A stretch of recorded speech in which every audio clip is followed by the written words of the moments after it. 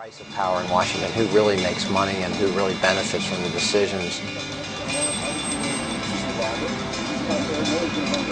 What will pass for investigative reporting is though someone may get a hold of an early report from some committee that's about to come out, or an inspector general's report that's going to castigate the secretary of this or that, and so you'll breathlessly go on the air and you'll say ABC News has learned or whatever the network is, and you'll be out of breath and it's all exciting. You're holding up a report and it'll look like the faceless minions that comprise the network, hundreds of them out there ferreting information out for you to serve the public. It's complete bunkum, of course. It's not happening at all.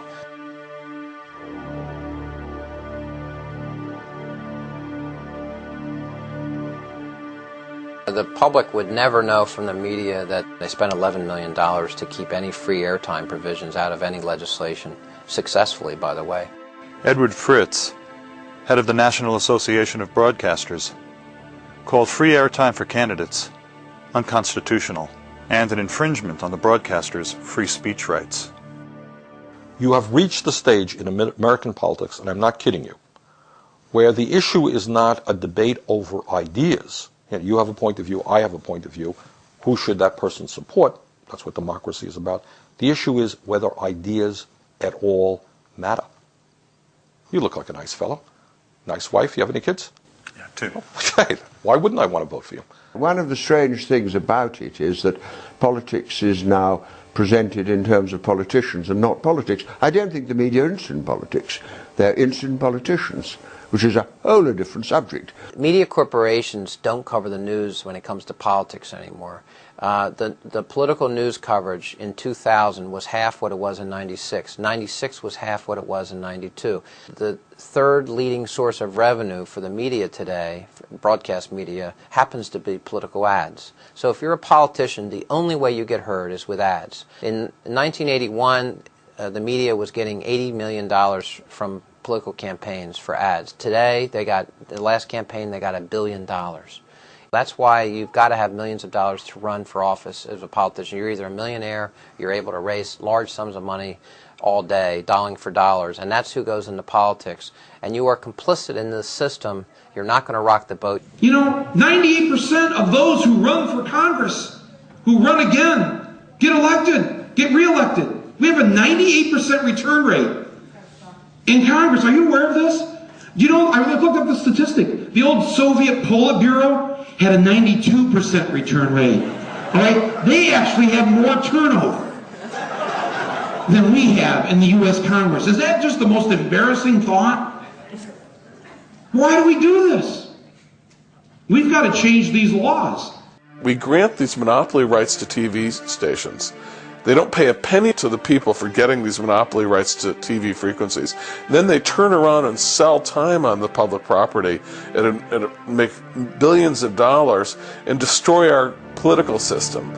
All the while they pay off the politicians themselves to keep getting these monopoly rights.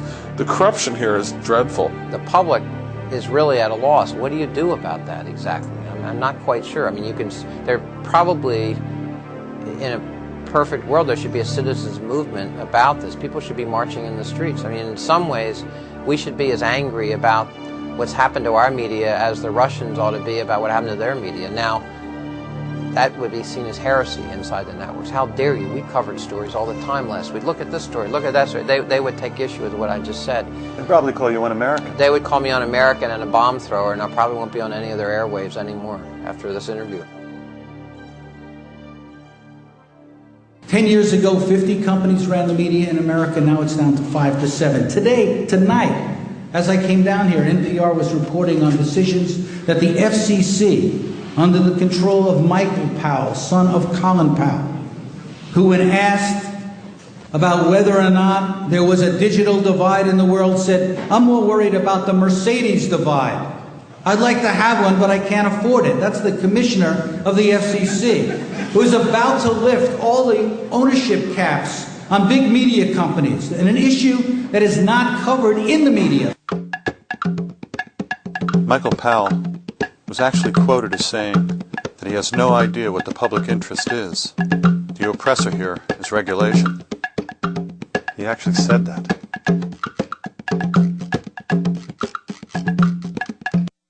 Michael Powell and Republicans in the office of the FCC, we were on the verge with our campaign of making major changes to the rules and the public interest obligations of broadcasters. The Federal Communications Commission had proposed rules that we pushed in this campaign, that hundreds of Americans in small communities, in large communities, pushed. We were going to get rules that would make local broadcasters much more accountable to their interests. Those rules were proposed once Bill Kennard was out of office and Michael Powell was in office. Those rules went into a drawer. They were never voted on. Starting with Ronald Reagan, the holy grail of deregulation has been sold to the public, and the news media has largely ignored its disastrous results. Once the Reagan administration was done, there were more rules, but they called it deregulation. It's almost this Orwellian use of language where you create new rules, but the rules change because they benefit industry, and you call it deregulation. And you say deregulation, and people feel that's good because people like deregulation. People like fewer rules. They like, depending on simpler, cleaner, old Western rules. But it's a trick. It's not really what's happening. I remember when I first went into television, I believe the FCC rules were very stringent about how many television stations a network could own. I think it was 5. And of course, they had to be in different markets. And now, I know here in New York, we're talking about a duopoly. That's the new word. You have the probability, it looks like right now, that News Corporation will be the owners of the Post, Channel 9, and Channel 5 in the one New York marketplace. So yeah, the regulations have eased considerably. The whole ball game has changed, and precisely how that affects different people buying and selling different stations in different markets and how it impacts on the news, I don't know. In my view, there are tremendous effects that are almost entirely negative. There's almost nothing positive about it. First of all, it leads to these companies are so big, their political power grows exponentially. It's a democratic issue. It means that one viewpoint will come to dominate in most of the outlets that we use for knowing what's going on in the world. Many people are not aware that when you watch television, you are watching a program produced by a large multinational corporation that has enormous conflicts of interest. General Electric and NBC is a perfect example. How can we be sure we're going to get the kind of information we need to have about the nuclear industry, about defense contracts, and all of those things when NBC is beholden to this parent company? Why would they report on that? Of course they wouldn't. Why would ABC report on what's going on at Disney? They wouldn't. There's no point in it.